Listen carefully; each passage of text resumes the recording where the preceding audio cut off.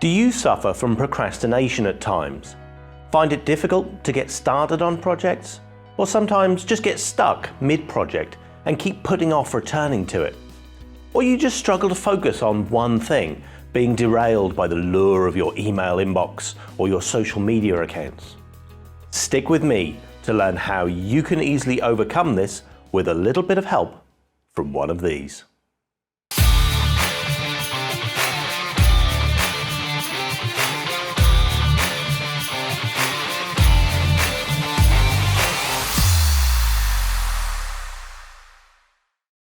Most of us struggle with focusing on one thing at a time.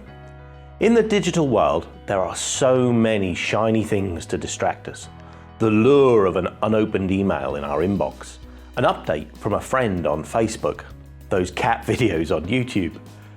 The problem is that these distractions are a nightmare for our productivity. By not being able to focus on what we need to get done, we tend to do everything slower and with a greater opportunity for mistakes. Let me introduce you to a technique that I've used for several years now that has really helped with my focus and my ability to get stuff done. And at its most basic, all it needs is a kitchen timer. It's really simple. Find yourself a task that you need to do. Set a timer for 25 minutes and focus exclusively on that task until the timer sounds. On a piece of paper, make a note to indicate that you have completed the session. You can just use a tally line and then take a 5-minute break and do whatever you want to do.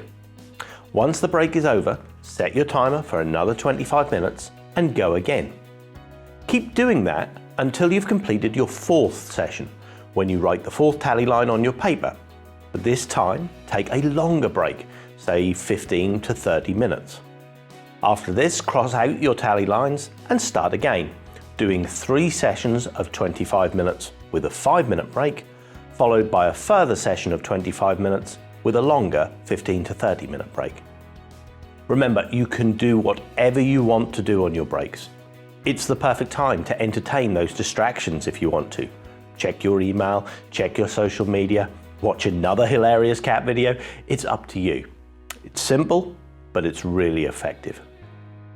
It's called the Pomodoro technique, and it was invented back in the late 80s by a university student, Francesco Cirillo, who was struggling to complete his assignments. Feeling overwhelmed, he tried to just commit to doing 10 minutes of focused study time, grabbed a kitchen timer in the shape of a tomato, Pomodoro is Italian for tomato, and the technique was born. There are a few other rules to learn to make sure you get the most out of each 25-minute interval, or Pomodoro, that Cirillo recommends. 1. The Pomodoro is sacred. You can only focus on what you have intended to focus on during a Pomodoro. You shouldn't be checking emails or social media or browsing the internet during a Pomodoro. That's for the breaks. You want to avoid interruptions and distractions.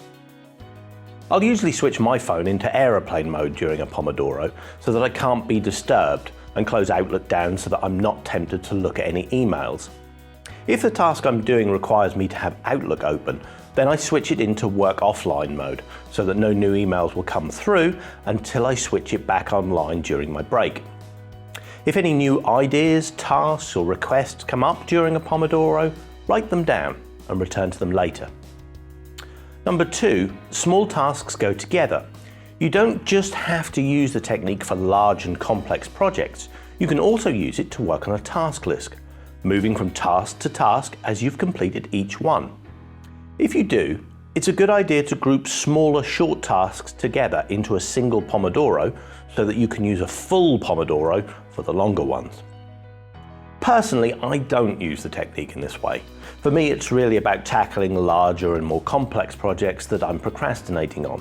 But there are plenty of people that successfully use it this way. So if you feel you're constantly being distracted throughout the day, give it a try with your whole task list.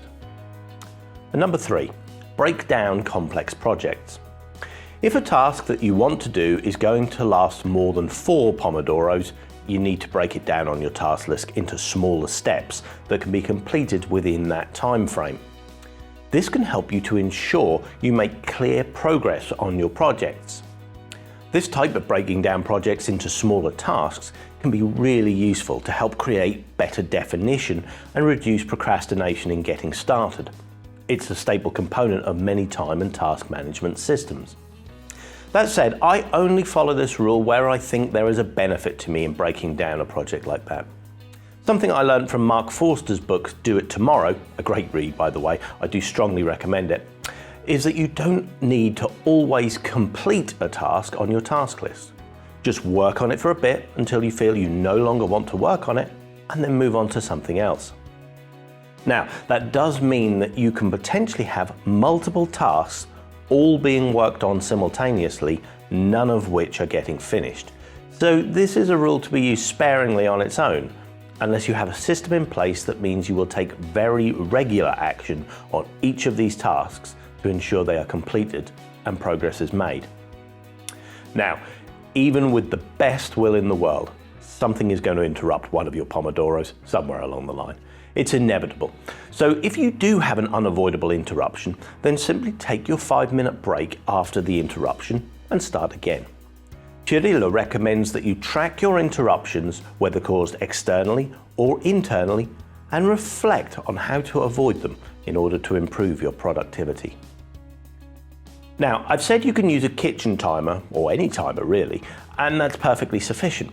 However, if you want to up your Pomodoro game, there are various apps out there that can help you. Personally, I use one called Focus Keeper. It automatically provides the timers for each of your Pomodoros in sequence, along with timers for each break, and you don't have to keep track of whether the next break is a long or short one, as the app does it for you.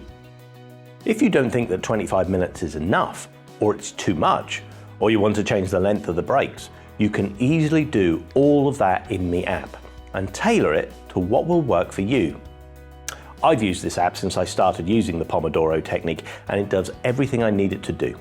I'll put a link to the app in the description below. If the Pomodoro technique sounds like something that might be useful for you, please hit the like button to let us know. And if you're not subscribed already, please do hit the subscribe button as well. We release new content every week. Have you used the Pomodoro technique before? How did you get on? Do you have any questions about how to apply the technique? Please do let us know in the comments. We respond to every one. Right, I better set my timer and start my next Pomodoro. But don't forget, sometimes just one thing is all it takes. See you on the next one.